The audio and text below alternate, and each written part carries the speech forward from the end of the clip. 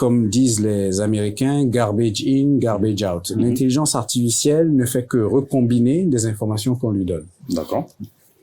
Si nous sommes dans un système où on laisse l'intelligence artificielle décider de tout, ou même qu'on laisse les robots qui sont guidés par l'intelligence artificielle rentrer dans le monde physique et décider par eux-mêmes, on court vers la catastrophe.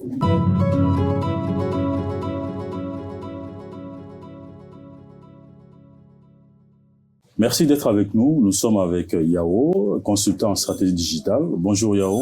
Bonjour. Merci d'avoir accepté notre invitation. Merci pour l'invitation. Donc aujourd'hui, on se retrouve, on va parler de l'intelligence artificielle. Mais avant de rentrer dans le vif du sujet, est-ce que tu peux te présenter à nos téléspectateurs? Oui, très rapidement, Yao. Donc, je suis consultant en stratégie digitale. La stratégie digitale, ça couvre la sécurité, l'élaboration des logiciels, la gestion du management de systèmes d'information et puis l'urbanisme des systèmes d'information dans les entreprises pour pouvoir optimiser l'utilisation de l'outil digital. D'accord. Bon, aujourd'hui, on se retrouve, c'est exactement dans tes domaines de compétences, l'intelligence artificielle, c'est dans la bouche de... C'est la question du moment. Ouais, justement, c'est la question du moment. Et on se pose plein de questions. Mais moi, quand même, j'ai une petite question très simple, une question de compréhension. Est-ce qu'il y a véritablement l'intelligence artificielle aujourd'hui? Est-ce que Et si ça existe, l'intelligence... en quoi ça consiste? Est-ce qu'on peut parler d'intelligence pour les machines? C'est bien la question aujourd'hui. Les gens sont partagés, même les scientifiques, parce que l'intelligence, c'est une faculté humaine qu'on n'a pas vraiment réussi à définir. On a eu des tests QI dans l'histoire de l'humanité de différentes sortes et personne n'est vraiment d'accord sur ce que c'est que l'intelligence.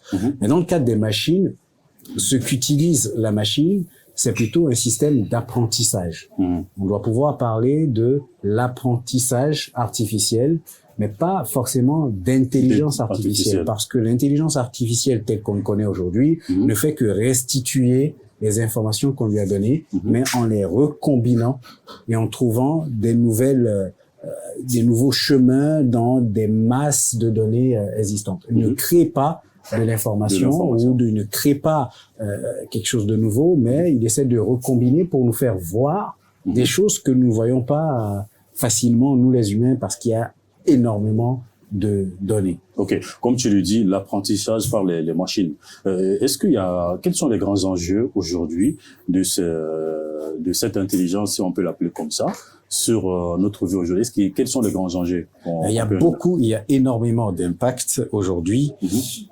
Je comparais, et ce n'est pas une trop grande exagération, l'intelligence artificielle à l'invention de l'imprimerie.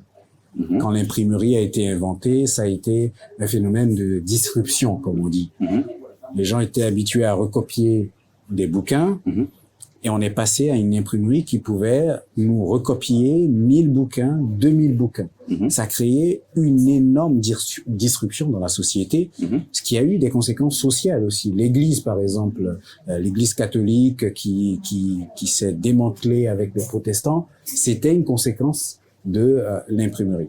L'intelligence artificielle aujourd'hui a de graves conséquences, des bonnes comme des risquées sur nous, dans le sens où elle touche un peu à l'esprit critique et à la créativité de l'humain. On est capable aujourd'hui de faire un travail de synthèse ou de traduction ou d'analyse qui nous prenait des jours, des semaines, en quelques secondes.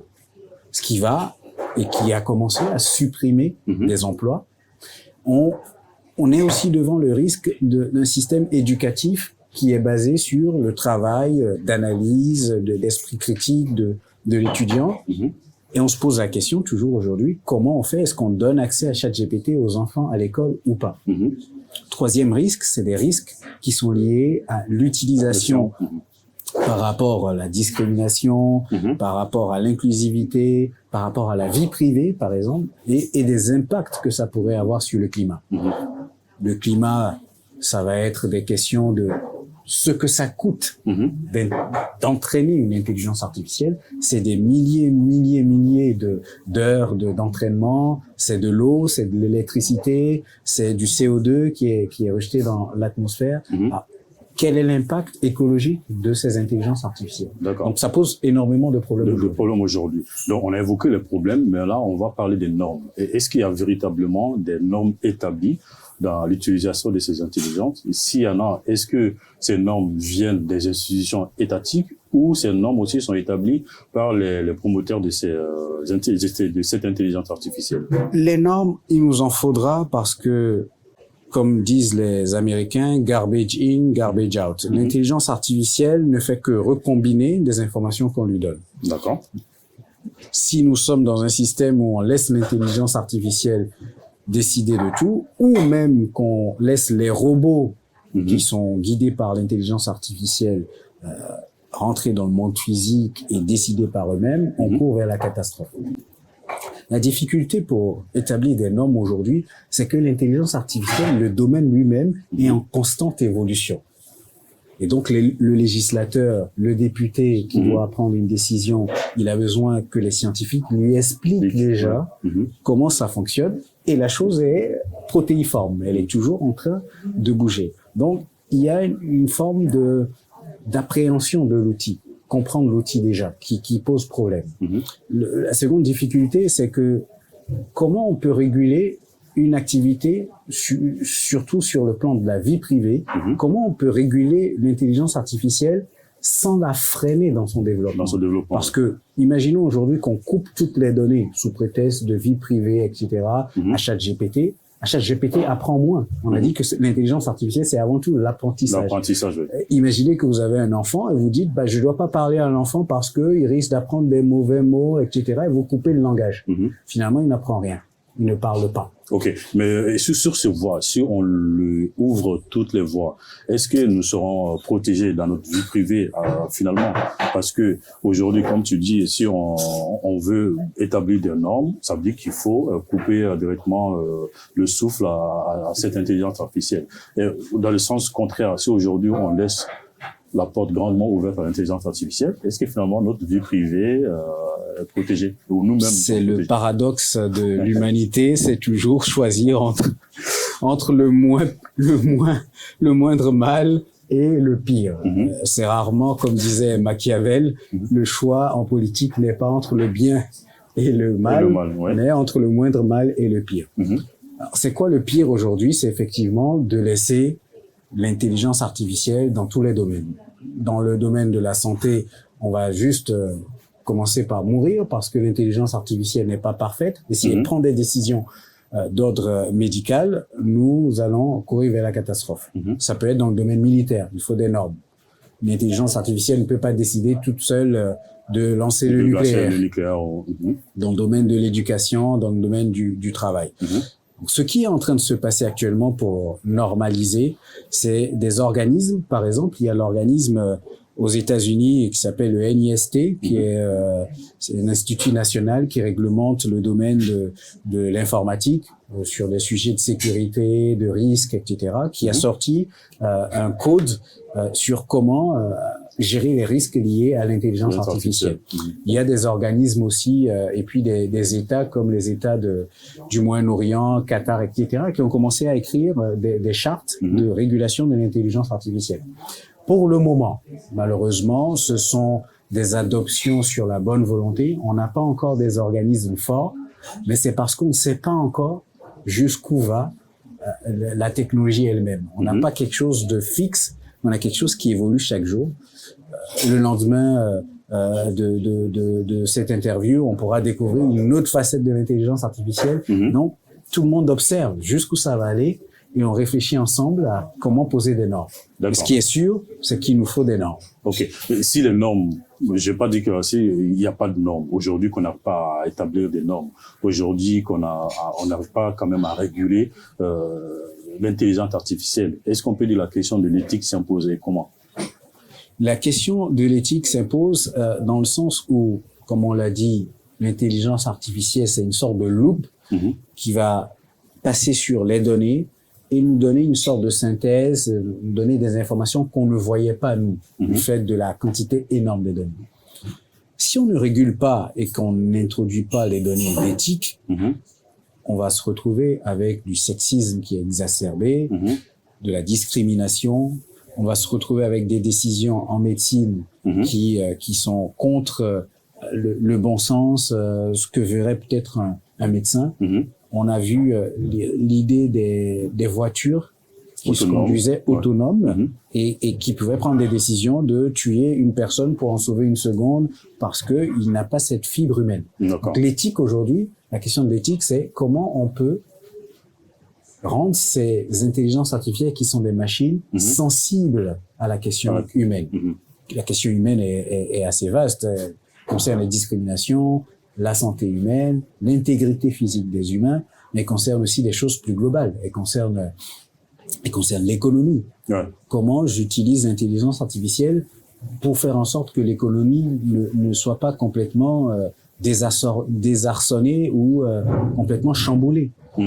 Imaginons des sociétés comme BlackRock, de grands géants, ou BNP Paribas en France, qui utilisent l'intelligence artificielle de sorte que toute l'économie soit sens dessus, sens dessous. D'accord. Il y a des crises sociales. Donc, on est un peu dans cette dynamique où on sait clairement que si on ne régule pas, on court vers la catastrophe, mais on ne sait pas comment imposer parce que c'est une technologie qui bouge.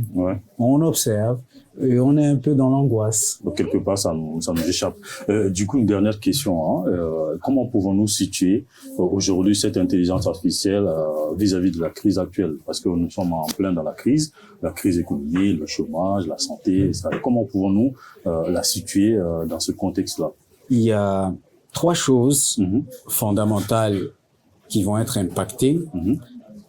C'est la suppression des emplois, parce qu'avec l'intelligence artificielle, il y a plusieurs emplois, comme les emplois des assistants derrière les chatbots qu'on voit, les emplois des personnes qui traduisent, les personnes qui résument du texte, une partie des emplois dans le journalisme, tous ces emplois, il y a une grosse majorité qui va en sauter. Donc, il va se poser des problèmes de chômage, mais ça va plus loin parce que ces emplois ne sont pas retirés à ces personnes pour être donnés à d'autres personnes, ils sont carrément supprimés. Ce qui veut dire que si on a une crise dans le journalisme à cause de l'intelligence artificielle, tous ceux qui sont formés aujourd'hui dans le journalisme vont sortir et arriver sur le marché de l'emploi avec 0 emploi. Donc on court devant une grosse crise sociale. La deuxième crise qui va être encore exacerbée par l'intelligence artificielle, c'est la crise de l'éducation. Comment on fait aujourd'hui pour réguler l'utilisation de ChatGPT dans un cours? Exemple tout simple, c'est que ChatGPT a réussi les examens du barreau de droit. D'accord. Alors, si moi, je suis un étudiant en droit et que j'utilise ChatGPT, j'ai une garantie à 100% de réussir. Qu'est-ce qu'on fait? Est-ce qu'on donne le diplôme à l'élève parce qu'il a utilisé ChatGPT ou pas? Donc, il va se poser ce genre de questions. ChatGPT résout des problèmes de mathématiques, il code.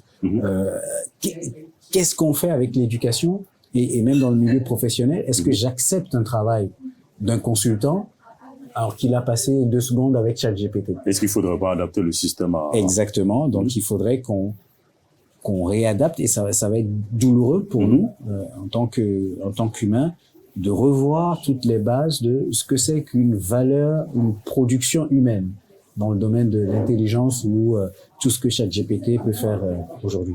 Et la troisième crise, c'est la crise de l'éthique, comme on a dit. Qu'est-ce que ChatGPT vient apporter dans cette crise aussi de l'inclusivité, diversité, le wokisme, le climat? Ce sont des questions sociétales qui nous traversent beaucoup. Comment ChatGPT va réussir à tempérer et éviter d'aggraver ces crises de notre société? D'accord. Donc, c'est tout pour ce numéro. Merci pour tes explications, Yao. On a été clarifié sur la question de l'intelligence artificielle. C'est pas facile parce que aujourd'hui il y a beaucoup de paradoxes autour de cette question, mais on va prendre le temps avec toi pour clarifier certains points parce que comme tu l'as dit lors de l'interview, que c'est une technologie qui bouge. Donc plus ça bouge, il faut des nouvelles explications pour que les gens puissent comprendre l'enjeu majeur de ces outils sur notre vie quotidienne. Merci beaucoup Yao encore une fois. Merci à tous nos téléspectateurs. On se donne rendez-vous sur RP Média dans une autre aventure. Merci et à très bientôt. Merci.